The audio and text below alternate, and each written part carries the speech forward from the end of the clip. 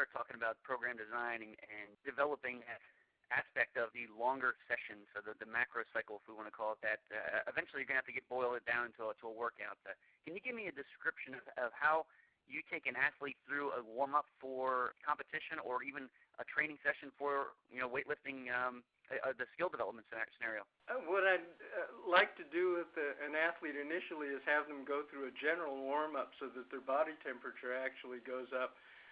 Then from that point on, if there are any particular areas, lack of mobility that they need to work on, we'll do a little bit of that, and then we'll do some very light exercises that mimic the motions of the Olympic lifts. And I really don't like to take a lot of time on warm-up because I like athletes to take the energy that they have and use that for the productive purposes of the training. I like them to do just a little bit of general warm-up, specific warm-up on problem areas, then some exercises that mimic the actual lifts to reinforce the neuromotor patterns, and from that point on, we start working on technique, and we'll generally start working on the areas that they have the most difficulty with to begin with. During a training session with you, how long do they spend actually practicing the skill of one of the lifts, whether it's the snatch or the clean or the power shrug?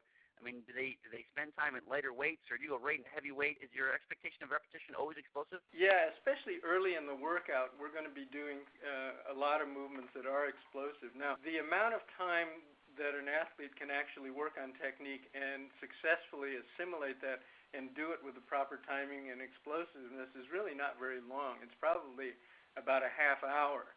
Then after that, the nervous system begins to fatigue, and so at that point we would go more to just power development or strength development exercises. So we kind of have a gradient of speed, so it's high speed, high technical stuff at the beginning of the workout, and then as we go further on, we go to slower, more incomplete movements. So I would say about a half hour that we can actually work on technique, and then after that, we shift to other aspects of their development.